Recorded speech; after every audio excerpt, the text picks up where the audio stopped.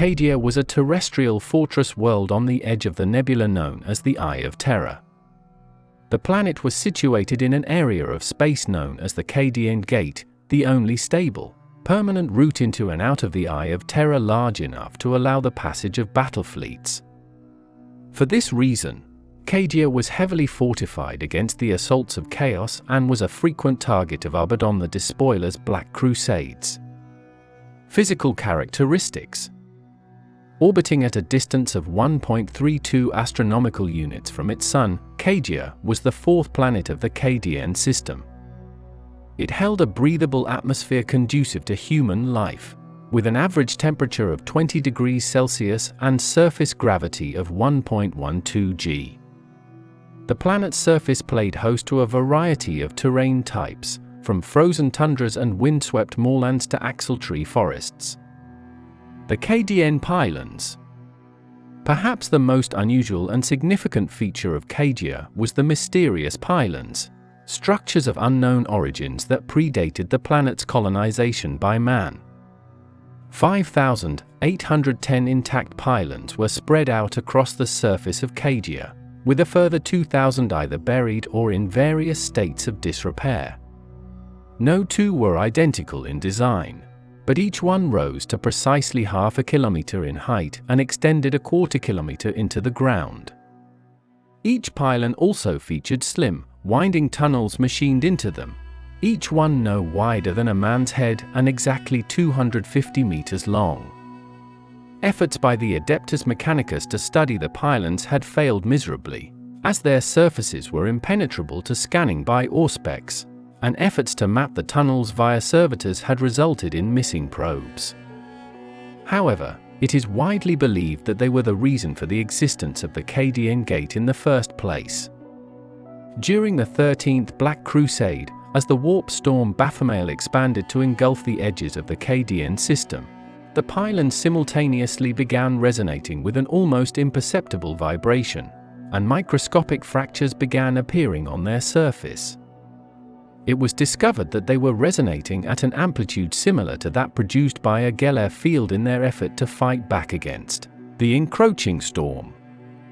Access to the pylons was generally forbidden, with it being deemed a rare privilege to be granted permission to visit if one were not of sufficient military rank. During the final stages of the 13th Black Crusade, the Magos Belisarius Call worked with the Necron Lord Trazyn to fully activate the pylons and push the Eye of Terror back. However, in the end, Abaddon collided the debris of the Blackstone Fortress Will of Eternity into Cadia's surface, destabilizing the pylons as they were fully awakening. In a catastrophic chain reaction, the pylons were destroyed, which caused Cadia to be dragged into the warp. Society. KDN Society was heavily militarized, with 71.75% of its total population under arms, and a birth rate equal to the recruitment rate. KDN children were taught how to strip, reassemble, and shoot a lasgun before they were taught how to read. Before puberty, they were sent to survive on their own on the isolated islands of the Cadia Sea during the month of making, and by age 10 most could perform infantry field drills and were proficient in killing. All Cadians were to train in the defense forces, joining the youth armies, also known as the White Shields, to train alongside regular soldiers and fight mock battles with each other in the Cadian wilderness. Both men and women served within frontline roles in both mixed and single-sex regiments, with all female regiments tending to serve within the interior guard rather than off-world. All told, about half of all able-bodied Cadians would join the shock troop regiments and be shipped off-world to fight on distant planets, with only 1 in 1,000 ever returning to their place of birth. Cadia was under permanent martial law, leading to several differences when compared to other imperial worlds. The role of the planetary governor was a military one, known as the Governor Primus, similarly serving as leader of the KDN High Command. In times of emergency, when Governor Primus was incapacitated, a special military rank of Lord Castellan of Cadia existed that by common consent could take over as Commander-in-Chief of the KDN military. Also, there were no arbiters on Cadia, with the role of policing the population falling upon the Cadian Interior Guard. This martial theme extended its way into every aspect of life in Cadia. Civilian clothing incorporated camouflage patterns, available in a variety of urban and wilderness coloring, while the dwellings of both rich and poor were armored against attack. Cities on Cadia, known as casas in the local dialect, were fortresses in their own right. Each casa was protected by powerful void shields capable of withstanding days upon days of punishing orbital bombardment. They were encircled by rings of massive earthwork studded with gun emplacements and weapons batteries, separated by an inner moat. Passage over the moat was controlled by hydraulic bascule bridges, each one guarded by a heavily armed barbican, and defended by the many armored fortifications and chatravies overlooking it. Once inside, the streets of each casa were laid out in elaborate geometric patterns, from the air resembling an intricate puzzle. Every building was constructed to act as a strong point in the city's defense. Ammunition dumps stored in the underground bunkers of bakeries, gun emplacements on public auditoriums, hab blocks with reinforced buttresses and vision slits for windows, living rooms that doubled as pillboxes, bastions with rooftop landing pads. Given the Cadians' mastery of urban warfare, this layout allowed them to hold each casa for months, even years. Should the outer defenses fall, tens of thousands of different criminal gangs operated throughout the densely populated casas, with ganger tattoos common amongst the troopers raised from these populations. Social class in Cadia was dictated by military rank, which in turn led to the upper echelons of command within the KDN regiments being highly classist, importance being placed on being from a military family or one's bloodlines as well as military competence. The ever-constant death toll from chaos incursions, combined with the limited amount of land available, had also led to the implementation of the law of decipherability. Every graveyard on Cadia was maintained by local priests who routinely checked the tombstones of the honored dead for legibility. When a section of the cemetery was deemed illegible, those graves were exhumed and the bones were added to a communal pit. Because their names were no longer known, the need to honor their memory had passed, and the space could be reused. Most Cadians have purple eyes, the genetic heritage of this planet. Cadia's surface was heavily industrialized with a large population of skilled workers dedicated to producing military equipment. This allowed Cadia to outfit its shock troopers with only the best military equipment. Such was the rate and scale of production on Cadia, it was the largest exporter of arms and munitions in the region. Military. As one of the most strategically important planets in the Imperium, Cadia boasted a large military presence. Battlefleet Cadia provided orbital protection for the planet and could call upon the assistance of neighboring sector fleets, such as Battlefleet Agrippina, Battlefleet Corona, and Battlefleet Scarus.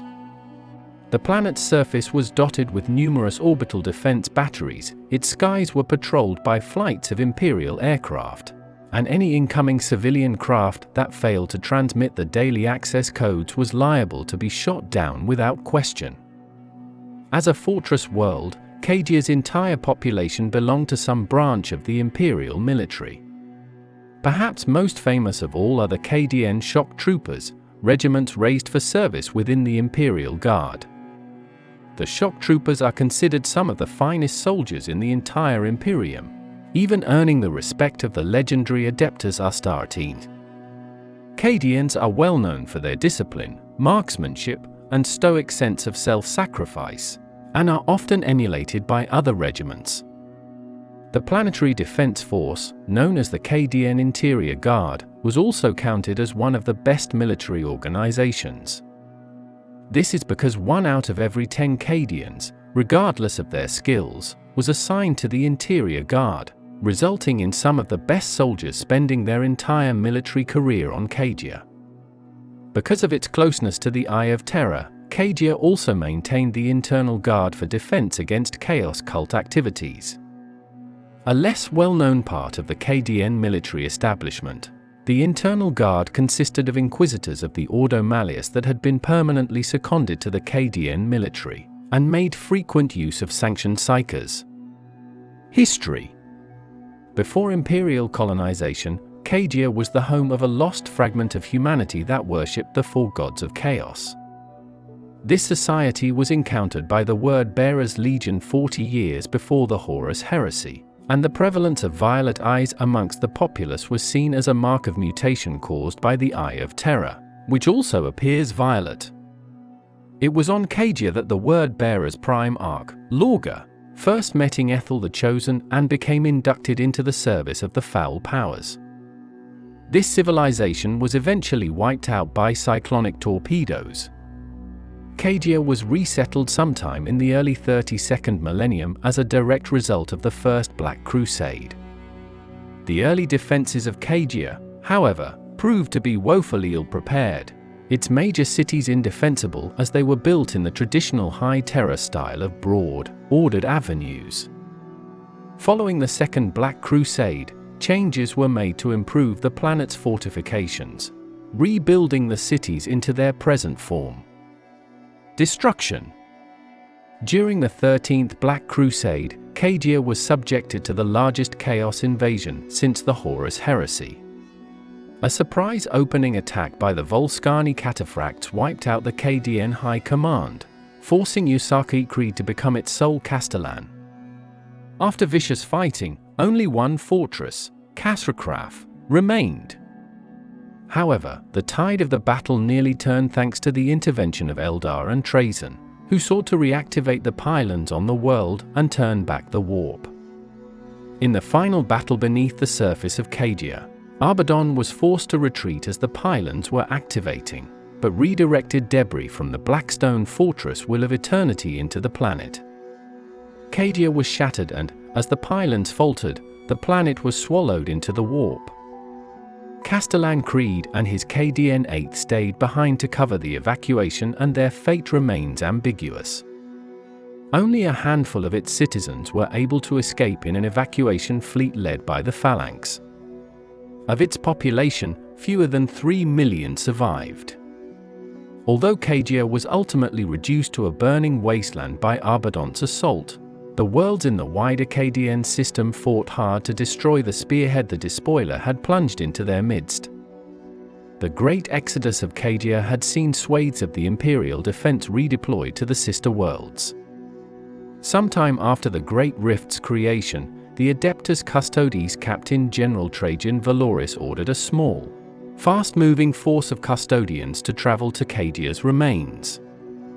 Details of their mission are suppressed, even amongst their comrades, but they are accompanied by several warriors drawn from the ranks of the Shadow Keepers.